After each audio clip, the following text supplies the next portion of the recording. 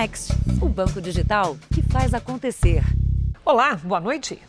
Boa noite. Pouca polícia e muito movimento, uma combinação ideal para criminosos que agem num dos lugares mais tradicionais de São Paulo. Um levantamento do Jornal da Record mostra que andar pela região da República, no centro da maior cidade do país, está mais perigoso. Os assaltos são constantes, principalmente à noite. Durante o dia, o movimento constante, acelerado no centro da metrópole. À noite, a violência comum às cidades brasileiras. Tá roubando a mulher agora. Este rapaz, que prefere não se identificar, sofreu uma tentativa de roubo e um assalto no intervalo de 2 dias na mesma rua do centro de São Paulo. Tinha uns 15 dias no máximo que eu tinha comprado o celular. Eu paguei 1.600. Paguei parcelado, né? Então ainda estou pagando ainda, na verdade, o celular. Do alto de um prédio, nossa equipe flagrou assaltos. Toda a movimentação de suspeitos e toda a insegurança de trabalhadores e moradores do bairro que precisam circular por aqui. 1h30 gravando para essa viatura. Quem passa com pressa, com medo de ser assaltado, não se lembra que nem sempre o centro de São Paulo foi assim.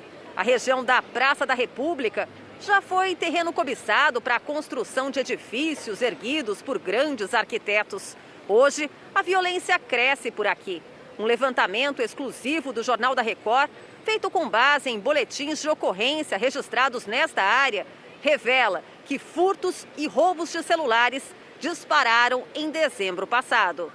Bem pertinho da Praça da República, tem o Largo do Arouche, conhecido pelas bancas de flores. Origens paulistanas que poderiam ser resgatadas com um pouco mais de segurança. Todas as cidades do mundo são caracterizadas, grandes cidades, pelo seu centro histórico, onde se conta como foi o desenvolvimento da cidade. Quando se encontra num ponto de tal deterioração, perde-se a ligação com toda a história da cidade. E isso, assim, não estimula as pessoas a visitarem, né? As pessoas se afastam, as pessoas têm medo, e aí é um círculo vicioso da piora. Isso tem que ser enfrentado. A Secretaria de Segurança Pública de São Paulo afirmou que o policiamento tem sido intensificado em toda a região central da capital paulista e que a Polícia Civil realiza operações de combate ao roubo e furto de celulares. Segundo a Secretaria, no ano passado foram presos 532 suspeitos de envolvimento com este tipo de crime. Veja agora outros destaques do dia. Presidente Bolsonaro diz que 11 ministros deixarão os cargos para disputar as eleições. Principal executivo da Petrobras diz que a empresa não pode segurar o preço dos combustíveis. Brasil ultrapassa 1.000 mortes por Covid em um dia. Na Europa, a Organização Mundial da Saúde afirma que a pandemia pode estar chegando ao fim. E na série especial, o trabalho dos bombeiros que, mesmo 3 anos depois, ainda procuram os desaparecidos na tragédia de Brumadinho.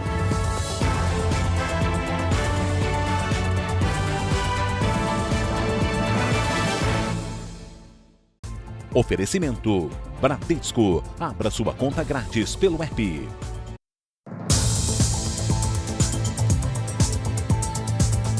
Um casal que testemunhou o espancamento e assassinato de um imigrante africano no Rio de Janeiro prestou depoimento à polícia para contar o que viu. Um policial militar que seria dono do quiosque vizinho também foi ouvido. Madrugada de protesto. Pneus incendiados em frente ao quiosque, onde o imigrante africano Moise Kabangabe foi espancado e morto há 10 dias. Os bombeiros apagaram as chamas e liberaram a pista. O PM Alauir Matos de Faria, apontado como dono do quiosque vizinho, o Biruta, prestou depoimento hoje. Ele disse que não é dono, apenas ajudava a irmã, que é gerente do local.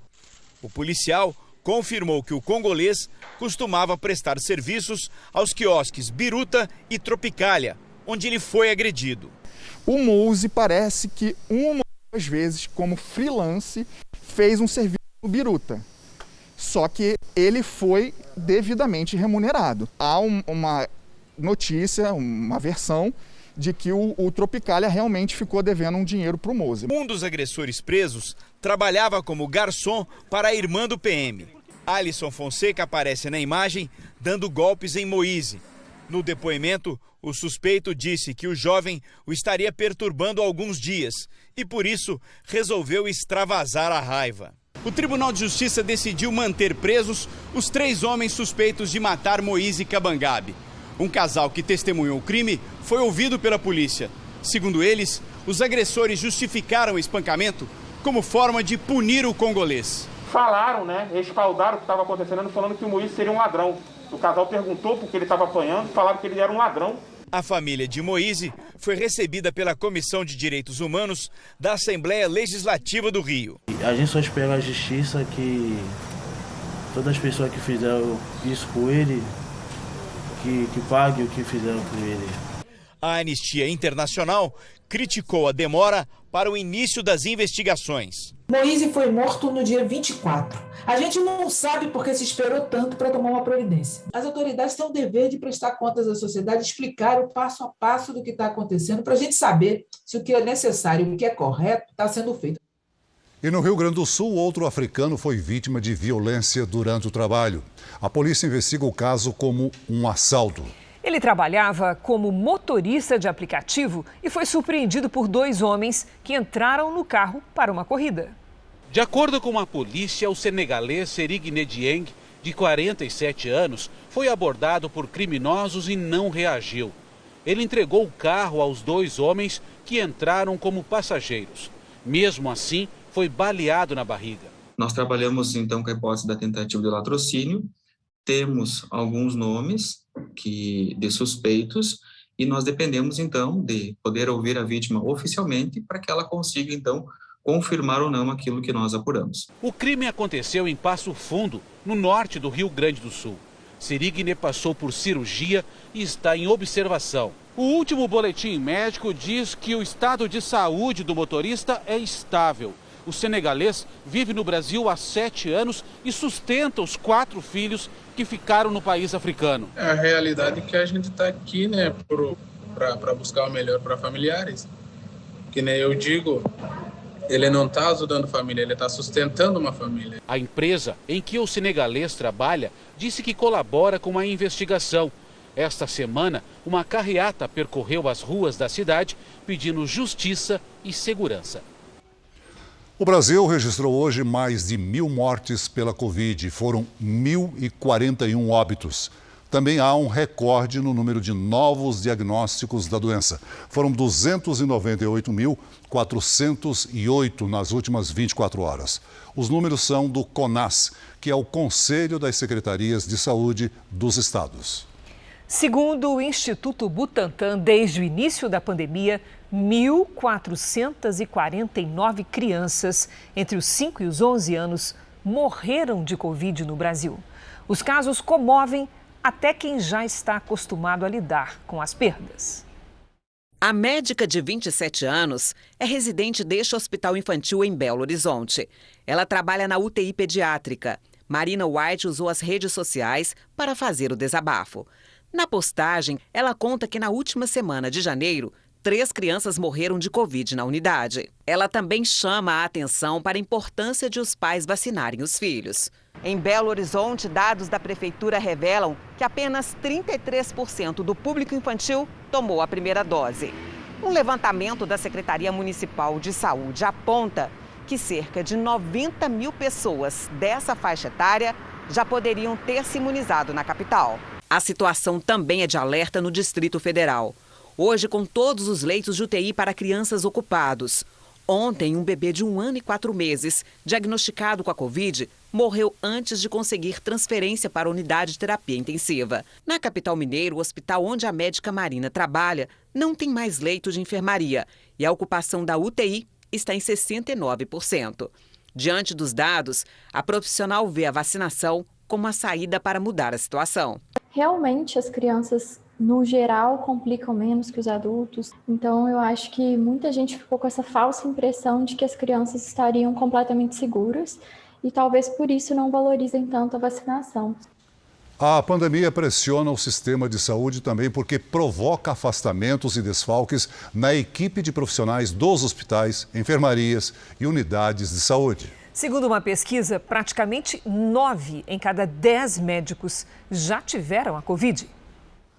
Vacinação completa e todos os cuidados. Como médico especializado em infecções, o Dr. Gerson sabe bem que ainda não é tempo de aliviar nas medidas sanitárias. Mesmo assim, não escapou da Ômicron. Estou vacinado com 3 doses. Felizmente, tive um quadro muito leve de Covid, cujo maior sintoma foi um desconforto na garganta. Ele só voltou ao trabalho na semana passada.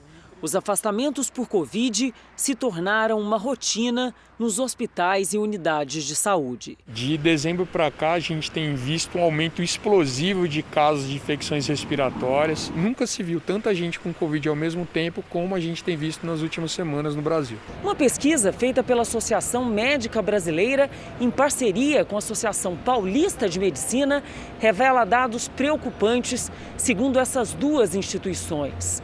Quase 90% dos médicos entrevistados relataram já ter tido Covid nos últimos 2 meses. A pesquisa foi respondida pela internet por mais de 3.500 médicos do Brasil. 51% dos profissionais de saúde se dizem esgotados. A maioria percebe o mal-estar dos colegas. Muitos estão estressados, exaustos, o que pode comprometer o desempenho. Quando você desfalca a equipe, não há como você buscar em outras unidades, porque elas também estão sobrecarregadas. E, portanto, aqueles que permanecem lá estão estafados, estão com comprometimento de humor. Alguns podem ter vulnerabilidades emocionais, como qualquer pessoa, e nessas condições de trabalho em estresse pode caminhar para um desgaste físico, emocional. Para os médicos, 70% dos brasileiros relaxaram nas medidas de proteção nos últimos meses. Não é difícil comprovar isso nas ruas de São Paulo. Às vezes a gente tira um pouco, porque senão fica até sem ar, né? Eu acho errado, né? Porque fica muito perto e sem a máscara errada. Esse ambulante vende dezenas de máscaras todos os dias, mas usar mesmo... Você tem medo?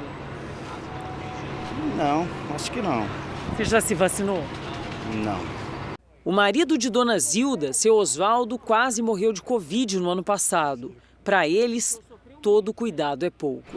O senhor não gosta nem de lembrar pelo jeito, né? Sofreu muito.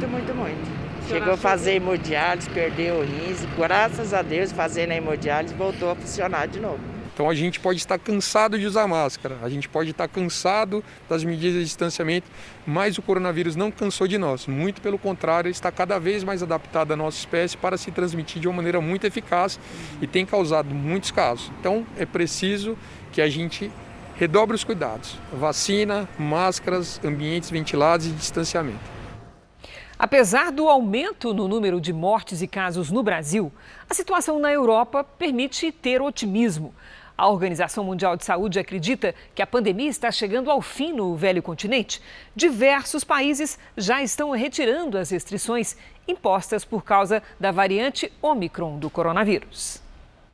A notícia que todos esperavam foi anunciada hoje pelo diretor da Organização Mundial da Saúde na Europa. O belga Hans Kluge afirma que há uma oportunidade de controlar a transmissão da Covid. Ele usou um vocabulário militar para descrever a situação. A Europa estaria num cessar-fogo na guerra contra o vírus, com a possibilidade de uma paz duradoura. 3 motivos permitem esse otimismo: uma grande quantidade de pessoas vacinadas ou que adquiriram a imunidade pela infecção, a aproximação do fim do inverno no hemisfério norte e uma menor gravidade da doença causada pela variante Ômicron. Para o diretor da OMS, a população terá condições melhores de se defender no futuro. Países como a Dinamarca, a Suíça e a Noruega já retiraram as restrições impostas para frear a pandemia. Nesta semana, a França eliminou a obrigatoriedade do uso de máscara ao ar livre. Hoje foi a vez de Portugal terminar com a obrigatoriedade da apresentação do teste negativo para a Covid-19 para quem chega ao país e tem o certificado de vacinação. Para os especialistas, o país já atingiu o pico das infecções provocadas pela variante Ômicron. E a previsão é que nas próximas semanas, Portugal registre menos casos, internações e mortes. Apesar do otimismo no continente, Hans Kluge ressalta que a pandemia não terminou. Ainda é preciso distribuir as vacinas nos países mais pobres e também existe o desafio de convencer as pessoas que são contra a vacina a se imunizar. Os não vacinados formam a maioria dos casos graves em hospitais de todo o mundo. Um estudo realizado pela Universidade Johns Hopkins dos Estados Unidos concluiu que os isolamentos severos, conhecidos pela expressão em inglês lockdown, tiveram pouco impacto no número de mortes pela Covid. A pesquisa leva em conta a Europa e os Estados Unidos durante a primavera de 2020 e, segundo ela, o impacto dos lockdowns no número de mortes foi de 2%. Ao mesmo tempo, os pesquisadores observam que os isolamentos severos têm custos sociais e econômicos enormes e que eles deveriam ser rejeitados como política para a pandemia. Nos Estados Unidos, 100 milhões de pessoas estão em estado de atenção para a passagem de uma tempestade de neve. A nevasca já bloqueou rodovias em boa parte do país, principalmente no centro-oeste americano. 25 estados registraram tempestades de neve e granizo. A combinação da chuva com o gelo deixa as pistas ainda mais escorregadias. E cenas como essa são cada vez mais comuns. Nos aeroportos, muita espera. Quase 5.000 voos precisaram ser cancelados por todo o país. As tempestades agora se movem para o sul. Atenção para a rede elétrica. No ano passado, as baixas temperaturas chegaram a congelar o sistema, deixando milhares de pessoas sem energia. Veja a seguir, o presidente Bolsonaro anuncia que 11 ministros vão deixar o governo para disputar as eleições. E na série especial, os bombeiros de Brumadinho não desistem das buscas às 6 vítimas que ainda não foram localizadas.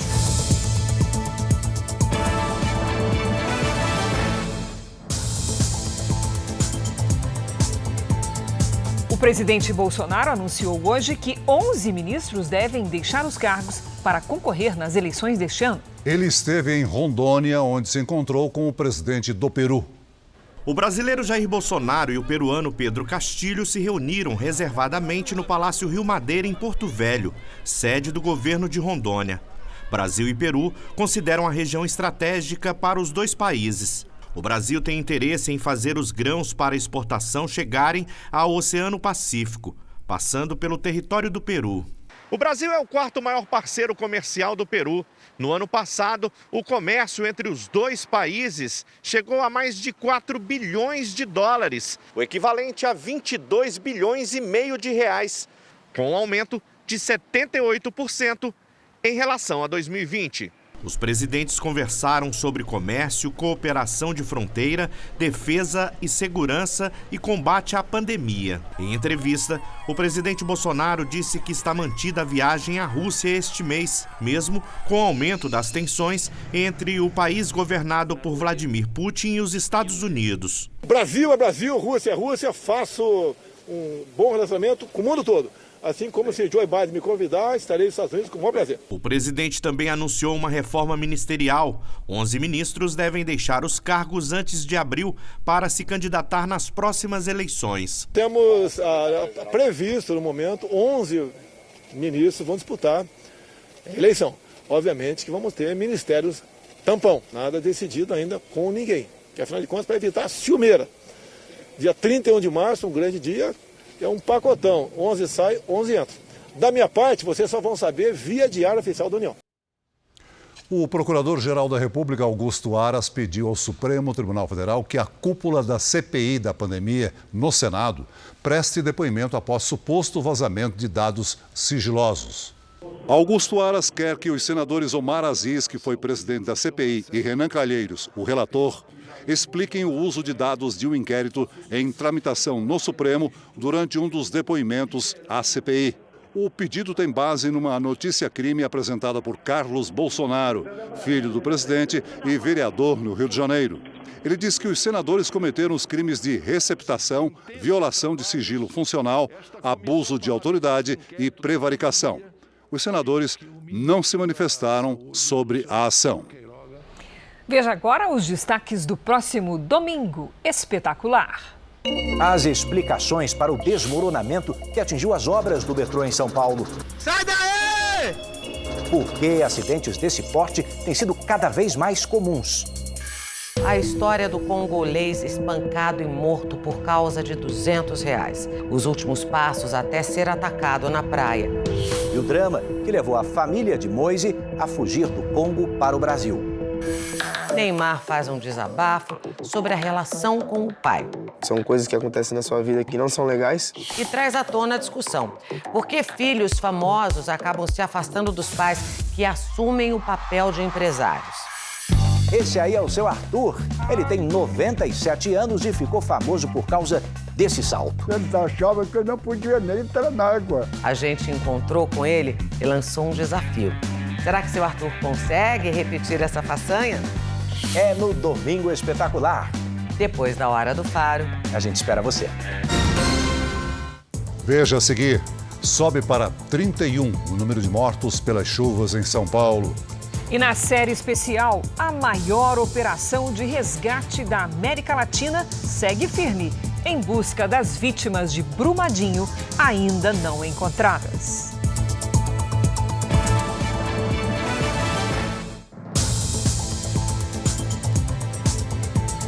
A empresa de Gleidson Acácio dos Santos, conhecido como faraó dos bitcoins, lesou milhares de investidores. Muitos deles até tiveram uma esperança de receber o dinheiro de volta na semana passada, quando a companhia falou em um plano para ressarcir as perdas dos clientes. Só que não, viu, Celso? Um novo comunicado deixa claro que isso não vai acontecer. Luciane mostra a casa alagada e se desespera. Botei todo o meu dinheiro para poder juntar, para poder comprar um pedacinho para mim. Olha para isso daqui, olha para isso aqui, eu tô no meio da água podre. A mulher caiu no golpe da pirâmide financeira. Investiu R$30 mil na empresa de Gleidson Acácio dos Santos, conhecido como o faraó dos bitcoins. A GAS investiria o valor em criptomoedas, uma espécie de dinheiro virtual que não é regulamentado no país. Em troca, a cliente receberia lucros acima dos praticados pelo mercado. 200 mil pessoas fecharam contratos com o grupo. Na semana passada, representantes da GAS chegaram a anunciar um plano para pagar os clientes.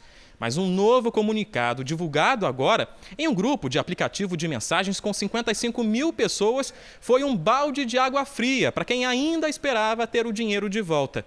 Os pagamentos continuam suspensos e nenhuma proposta de ressarcimento foi encaminhada à Justiça.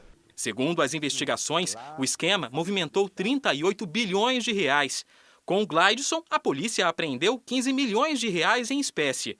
A mulher dele, Mirelle Zerpa, que é sócia da empresa, fugiu do país. O dinheiro desapareceu. Em comunicado, a GAS afirma que existe a intenção de pagar os clientes, mas que isso depende de decisões judiciais.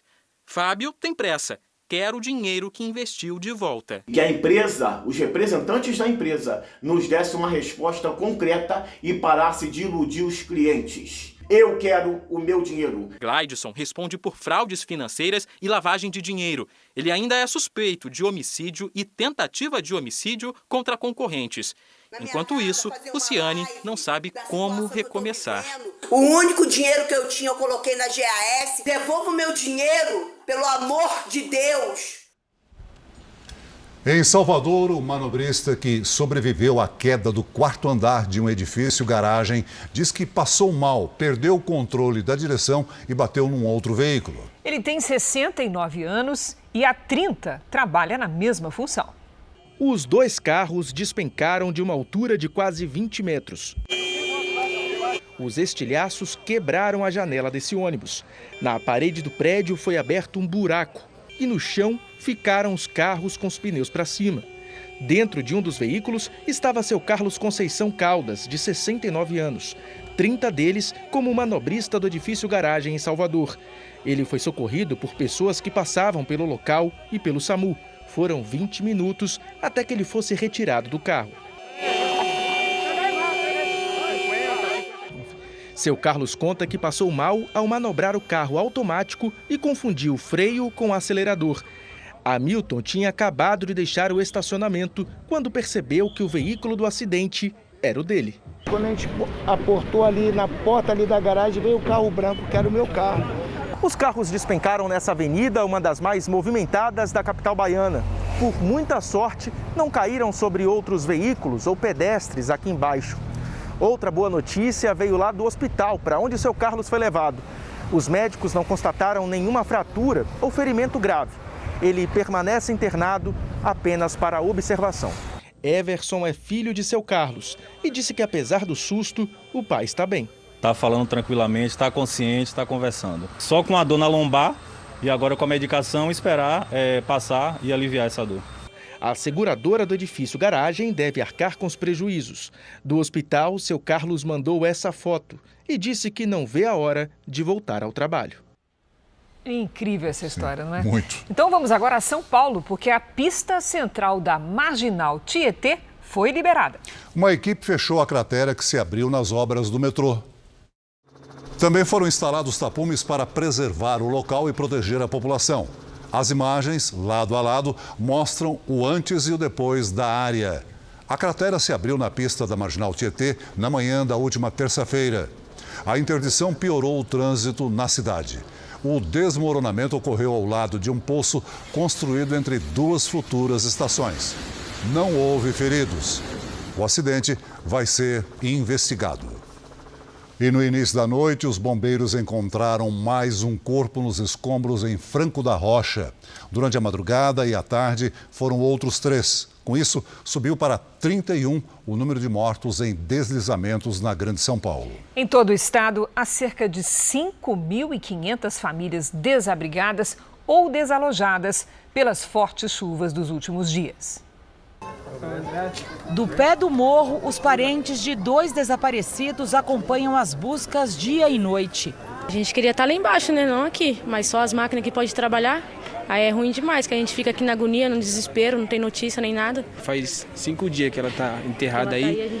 A gente cavou e a gente não conseguiu encontrar ela aí. Os corpos de mais 2 vítimas foram encontrados na madrugada. Eram tio e sobrinho. A criança tinha 10 anos de idade e o homem 36. Durante a tarde, mais uma vítima foi retirada dos escombros sem vida. Horas depois, no início da noite, os bombeiros localizaram mais um corpo. Já chega a 15 o número de mortos em Franco da Rocha, na região metropolitana de São Paulo. O trabalho de buscas dos outros desaparecidos é feito principalmente por retroescavadeiras. Nós ficamos no local realizando as buscas ininterruptas até que nós encontramos todos os desaparecidos que nós tenhamos notícia. Os bombeiros reforçam as buscas agora bem no centro do deslizamento. Eles trabalham em 2 frentes, são áreas muito próximas. As vítimas estavam em casas que ficavam na parte mais baixa do morro e foram as primeiras soterradas.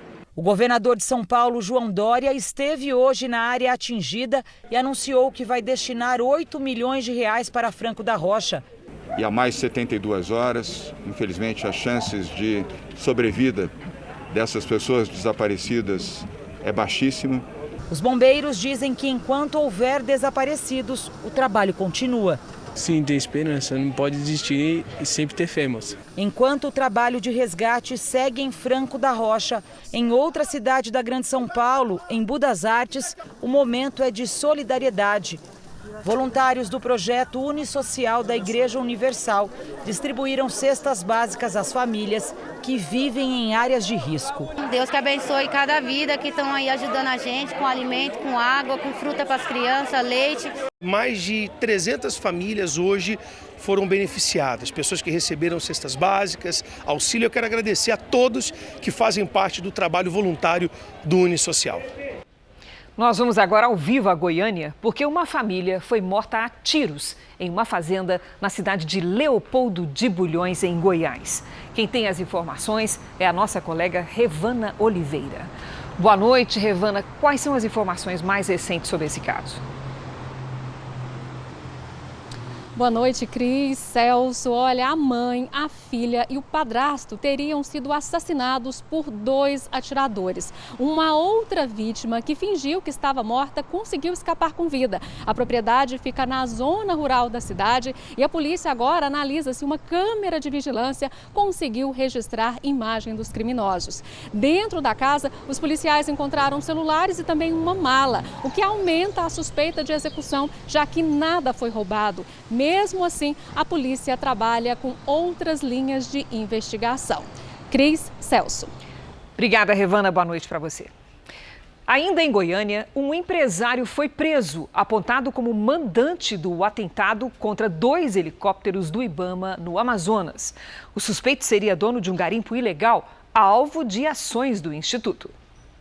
Aparecido Naves Júnior, de 35 anos, foi preso neste condomínio de luxo, na Grande Goiânia. A casa dele é avaliada em mais de 2 milhões de reais. Na garagem também estavam veículos que custam mais de 500 mil reais. De acordo com a Polícia Federal, o empresário seria ligado à exploração ilegal de garimpo na terra indígena Yanomami. A investigação apontou que o empresário esteve em Manaus dias antes do crime. Aparecido teria acertado com os criminosos o pagamento de 10 mil reais, mas só parte do dinheiro foi entregue, porque apenas um dos 2 helicópteros foi incendiado.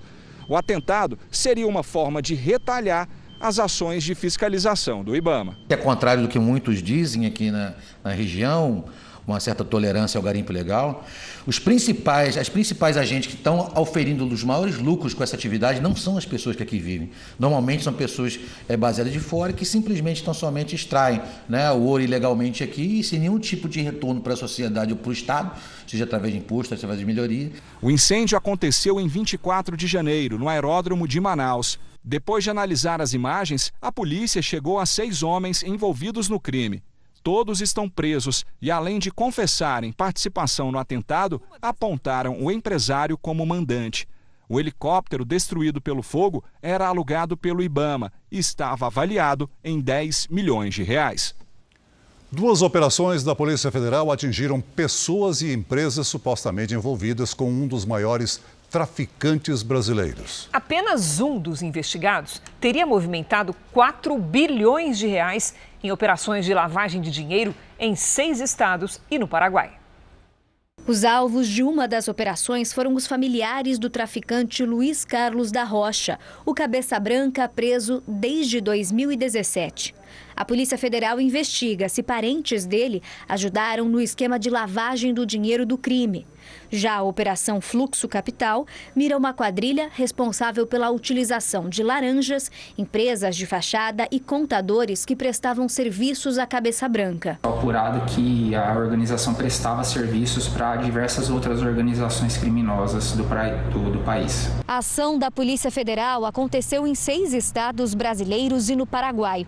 Durante a investigação foi encontrada uma movimentação financeira suspeita de 4 bilhões de reais pelas empresas gerenciadas de forma direta ou indireta por apenas um dos investigados. O controle do dinheiro era feito por doleiros, donos de casa de câmbio no Paraguai.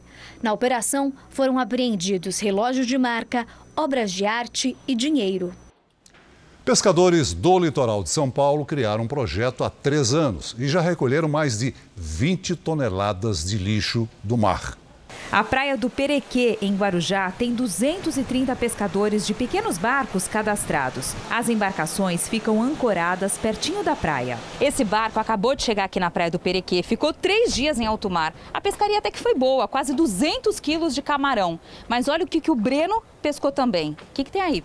Ah, aqui tem de tudo, ó. Tem lata de óleo, garrafa plástica, embalagem de cloro, muito plástico, é tudo que vem na rede junto, ó. Alguma pescaria totalmente limpa? Você traz só o que quer? Não, é difícil. Sempre vem lixo? É quase impossível, sempre vem lixo. Há 3 anos, esses pescadores participam de um projeto de limpeza do oceano. Todo esse material caiu na rede deles em apenas 2 dias de trabalho. Só aqui, a 33 garrafas plásticas. No relatório que fizemos no último semestre, 43% aproximadamente foi só de plástico. A Thaís é engenheira ambiental da prefeitura e ajuda a pesar e catalogar essa sujeira. Além de plástico, vem muito tecido também e embalagens de produtos de outros países. E a gente está na dúvida ainda se isso é proveniente da alta temporada ou se isso vem navegável. Em 3 anos de projeto, os pescadores tiraram do oceano mais de 20 toneladas de lixo. Antes não era assim. Aí ficava sempre o lixo dentro do mar mesmo. Do jeito que vinha, nós já jogava para a água de qualquer jeito. Falta de conhecimento, falta de alguém orientar a gente, ajudar a gente, entendeu? O próximo passo é criar uma cooperativa de reciclagem no próprio bairro e fazer dinheiro não só com a pesca do camarão. Quanto mais oceano limpo, mais peixe a gente vai ter no futuro. Eles sentem-se orgulhosos em fazer parte desse trabalho, porque eles sabem que, além do benefício para eles, é benefício para os filhos, para os netos que estão vindo aí. Olha, a previsão do tempo indica que a chuva diminuiu em grande parte do Brasil. Mas por que será que ainda há chance de deslizamentos? Lidiane, como é que se explica? Vamos lá, Cris. Boa noite para você, para o Celso, para todos que nos acompanham. Isso é reflexo da chuva dos últimos dias. Uma quantidade de água bem acima do normal para esta época do ano. As áreas mais escuras aqui no mapa estão com o solo saturado, quando a umidade atinge 100%. É como se tivéssemos um copo cheio, prestes a transbordar. Neste caso, qualquer gota de água a mais faz o solo deslizar. Tem alertas também para a região sul. Uma frente fria no oceano e a circulação de ventos no continente formam nuvens de tempestades. Tem chance de granizo e rajadas de vento entre o Rio Grande do Sul e o Paraná. No centro-oeste e no sudeste, previsão de temporais a qualquer hora. Sol e tempo firme mesmo só no interior do Nordeste. Em Florianópolis, máxima de 28 graus. Em Vitória, risco de alagamentos com 31. Em Aracaju, 31 também com chuva leve. Em Belém, chuva forte com 32. No Rio de Janeiro e em São Paulo, sol aparece entre nuvens e chove principalmente à tarde. Máximas de 34 e de 29 graus. Em Fortaleza, 29 também com dia chuvoso. Em Campo Grande, faz até 30. Vamos ao Tempo Delivery. A Maria Aparecida está de olho no tempo em Camaçari, na Bahia, Lili. Opa, Celso, vamos para lá. Maria Aparecida, tudo bem? Olha, até domingo, previsão de calor e chuva rápida várias vezes ao dia em Camaçari. Você vai ter aquela sensação de tempo abafado, sabe? Nesta sexta faz até 33 graus. Aí, no final de semana, máxima de 32. E a Kátia compartilha a foto do filho Joaquim. Eles são da cidade de Concórdia, Santa Catarina. Ó, que charme! Joaquim de Joaquim. óculos, né? Momento fofura aqui no Tempo Delivery. Joaquim e mamãe, seguinte, a temperatura cai bastante em Concórdia. Hoje, por exemplo, os termômetros chegaram aos 33 graus. Aí, nesta sexta, máxima de 26 com risco de temporais. Sábado de tempo fechado e chuvoso com 25. Aí, no domingo, o sol aparece tímido, chove fraco e faz até 27 graus. Participem do Tempo Delivery pelas redes sociais. Basta mandar uma mensagem com a hashtag #VocênoJR para aparecer aqui no nosso telão. Boa noite, gente. Até Valeu, amanhã. Lidi. Obrigada. Até amanhã, Lidi. O presidente da Petrobras afirmou hoje que a estatal não tem como segurar o preço dos combustíveis. Segundo o general Luna e Silva, a medida causaria a perda de investimentos na estatal. Hoje, numa reunião, 20 governadores discutiram a alta na gasolina e no diesel. Eles defendem a criação de um fundo para diminuir o impacto do mercado internacional nos preços praticados aqui no Brasil. A proposta defendida pelos governadores já tramita no Congresso. A ideia é que o Brasil passe a cobrar um imposto sobre exportação de petróleo. E esse valor, cerca de 32 bilhões de reais por ano, seja usado como um fundo de estabilização. Hoje o preço depende da variação do dólar e do valor do barril do petróleo no mercado internacional. Os governadores também apoiaram a aprovação do trecho da reforma tributária que unifica tributos e poderia acabar com a guerra fiscal entre os estados. Hoje cada um deles cobra um valor diferente de ICMS para atrair empresas. Eles também defenderam a criação de um novo imposto sobre lucros e dividendos, que passaria a ser pago pelos sócios das empresas. Essa proposta tramita no Senado Federal e enfrenta muitas resistências. Já o governo federal trabalha por uma mudança na Constituição, que autorizaria a redução de impostos federais sobre o diesel, o gás de cozinha e a energia.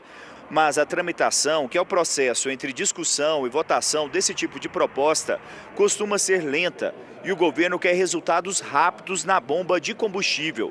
De acordo com a Petrobras, com um litro a R$ 6,63, o valor é composto da seguinte forma: R$ 2,26 é o valor da gasolina cobrada pela Petrobras, já com os custos de produção e lucro. 87 centavos são os custos de distribuição e revenda, já com o lucro dos postos, mais R$ 1,04 do etanol, que faz parte da composição da gasolina. Aí vem os impostos. 69 centavos são os federais, CID, PIS, PASEP e COFINS. O segundo maior peso no valor do combustível fica por conta do ICMS, um imposto estadual, R$ 1,77. O ICMS é um imposto cobrado por alíquota, o que significa dizer que ele sobe e desce sempre que o valor do produto muda. O imposto é diferente em cada estado. O presidente da Petrobras disse em um evento nesta quinta-feira que a Petrobras não tem como segurar os preços dos combustíveis. Os valores mudam conforme a variação do preço do petróleo no exterior. E sabemos o prejuízo que é tentar segurar preço de forma artificial. Primeiro, nós vamos perder muitos investimentos, porque ela trabalha em cima da legalidade. Legalmente, a Petrobras ela tem que praticar preço de mercado. Ela tem que se comportar como uma empresa privada. Um navio carregado de petróleo explodiu na costa da Nigéria. 10 tripulantes estavam a bordo no momento da explosão, mas autoridades do país ainda não confirmaram o número de vítimas e a quantidade de petróleo derramada no mar. As causas da explosão também são investigadas. O Banco Central confirmou hoje um novo vazamento de dados de chaves Pix, que é o sistema de pagamentos e transferências em tempo real. Este novo vazamento atingiu mais de 2.000 pessoas. Segundo o banco, houve vazamento de informações como o nome do usuário, o CPF, o número da conta bancária, mas a invasão não permitiu acesso a dados sobre a movimentação de recursos, nem as contas ou a outras informações financeiras. Esse é um dos destaques do nosso portal R7. Para ler essa e outras notícias, acesse r7.com. A Meta, empresa dona do Facebook, registrou hoje a maior queda da história nas ações da companhia. Os papéis caíram 26% no pregão da Bolsa de Nova York.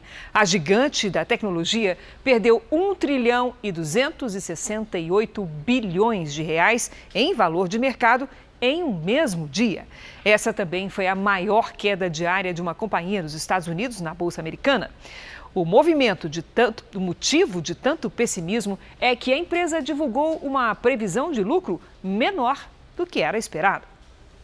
O principal líder do grupo terrorista Estado Islâmico foi morto hoje na Síria durante uma ação militar dos Estados Unidos.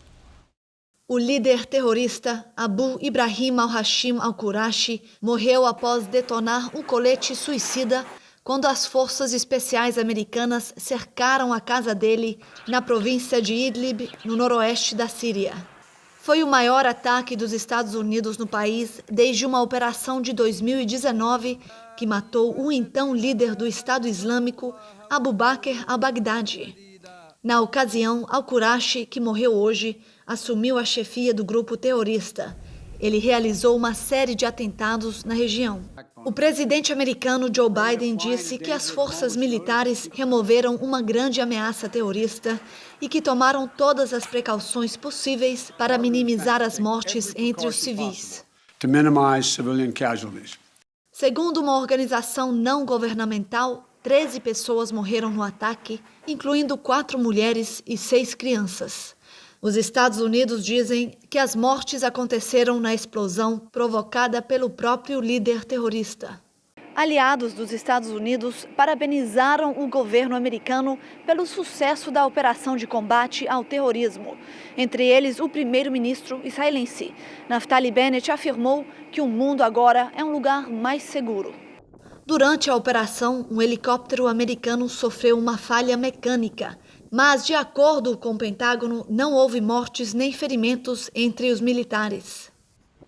Ainda sem acordo para diminuir as tensões no leste europeu, a Rússia voltou a movimentar tropas. De acordo com a OTAN, a aliança militar que reúne Estados Unidos e países da Europa, o presidente Putin ordenou o envio de soldados e armas para Belarus, a antiga Bielorrússia. O discurso na Rússia ainda é o de negar qualquer possibilidade de invasão à Ucrânia. Mas o temor de uma guerra continua a ser alimentado pelo presidente Putin. Segundo a OTAN, a Rússia enviou 30 mil soldados para Belarus, país alinhado à política de Moscou e que fica logo ao norte da Ucrânia. Ainda de acordo com os aliados, armas, tanques e aeronaves também estariam sendo levados para Belarus. O deslocamento militar seria o maior desde o fim da Guerra Fria e possibilitaria uma invasão da Ucrânia em mais de uma frente. Enquanto isso, em mais uma ação de reforço às tropas da OTAN, os Estados Unidos entregaram 2 helicópteros militares à Croácia. O envio de 3 mil soldados a aliados do leste da Europa pelos Estados Unidos, anunciado ontem, repercutiu na Rússia. Moscou pediu que Washington pare de alimentar a crise na Ucrânia. Ao mesmo tempo, os esforços para uma solução diplomática seguem. O presidente turco, Recep Erdogan, esteve hoje na Ucrânia. Já o presidente francês, Emmanuel Macron, anunciou que vai conversar com líderes de Rússia e Estados Unidos na tentativa de esfriar as tensões. No Marrocos, os bombeiros trabalham para resgatar uma criança presa há 2 dias em um poço. Por ser um local estreito, a equipe decidiu cavar um buraco paralelo ao poço para alcançar o menino. De acordo com a última atualização, 19 metros já foram escavados. O poço tem 32 metros de profundidade. O garoto está sendo vigiado por uma câmera de segurança. Os bombeiros mandam água e oxigênio por meio de canos. Segundo o pai do menino, os dois passavam a noite pelo local quando o filho caiu no buraco. Agora o futebol. Os 2 times mais populares do Brasil vivem momentos opostos. O Flamengo celebra a vitória na estreia do técnico português. Já o Corinthians demitiu o técnico Silvinho após a derrota de ontem. As portas do Corinthians estão abertas para um novo técnico. Só não se sabe ainda quem será ele. Quem você acha que tem que ser o novo técnico do Corinthians? Renato Gaúcho. Jorge Jesus. O Cuca. O técnico Silvinho foi demitido ontem à noite mesmo, após perder de virada para o Santos. No vestiário, eu e a diretoria de futebol, e entendemos ser o momento de interromper o trabalho com o nosso treinador e o momento de fazermos uma correção de rota. Jô bem que poderia ter mantido o técnico no cargo com este gol. Só que Marcos Leonardo fez outros 2 na sequência. O Santos virou o jogo e venceu na casa do Corinthians, o que não acontecia há 7 anos. Silvinho já vinha sendo contestado desde o ano passado e se tornou o primeiro técnico a deixar um time neste Campeonato Paulista. Durou apenas 3 jogos.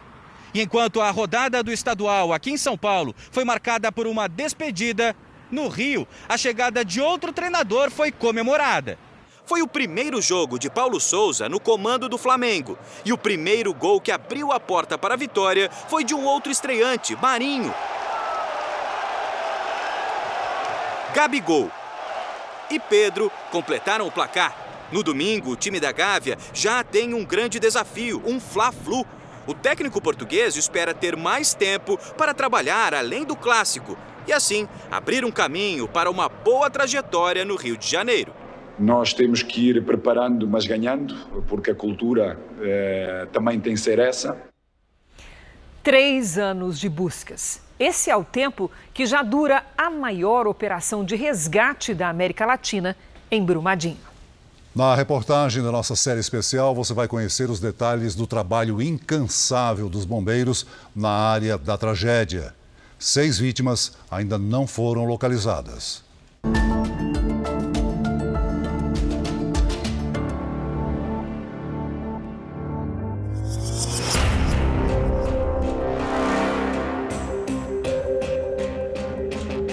Desde o dia dia do desmoronamento da barragem da Vale, 25 de janeiro de 2019, os bombeiros se mostram incansáveis. Trabalham 12 horas por dia, 7 dias por semana. Esses profissionais, verdadeiros heróis, só interromperam as buscas 3 vezes por causa do coronavírus e da chuva. Já estão na 8ª estratégia de salvamento. A Força-Tarefa conta com trabalho em campo e administrativo.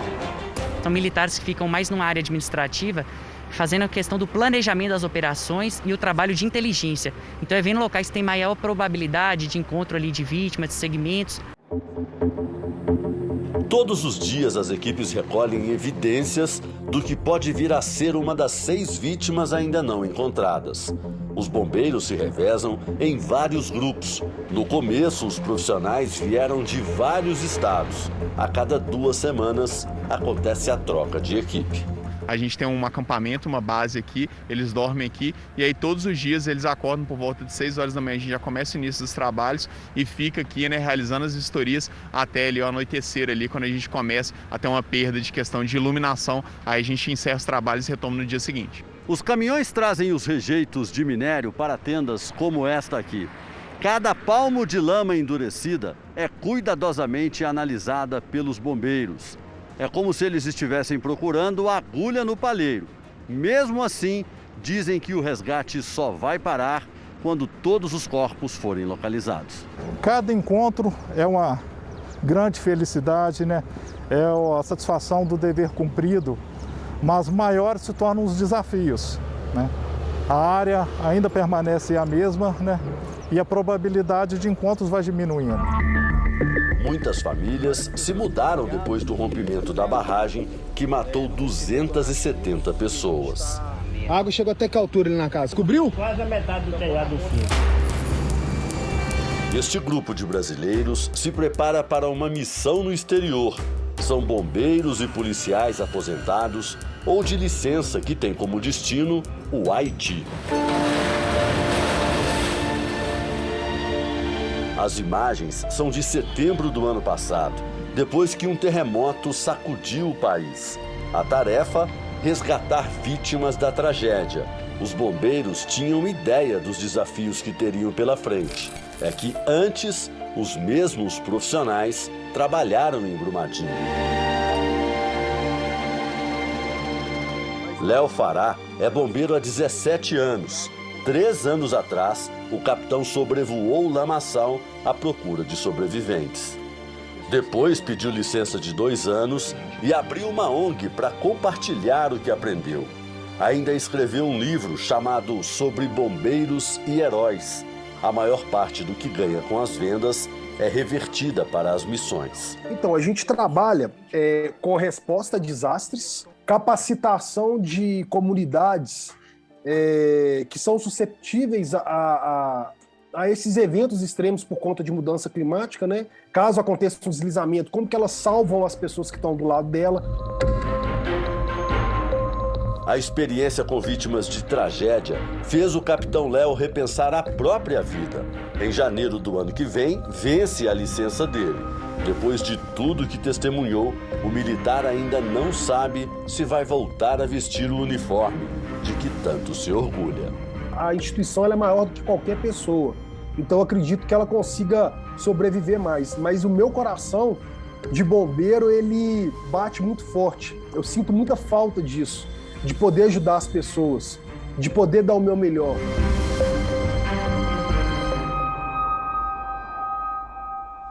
No podcast JR 15 Minutos de hoje, eu conversei com a presidente da Associação dos Familiares das Vítimas de Brumadinho. Você pode ouvir esse bate-papo no r7.com, Play Plus e nos aplicativos de podcast. O Jornal da Record de hoje termina aqui. À 00:30 tem mais Jornal da Record. Fique agora com a Bíblia. Episódio de hoje, a sarça ardente. A gente se vê amanhã. Até lá. Boa noite e até amanhã.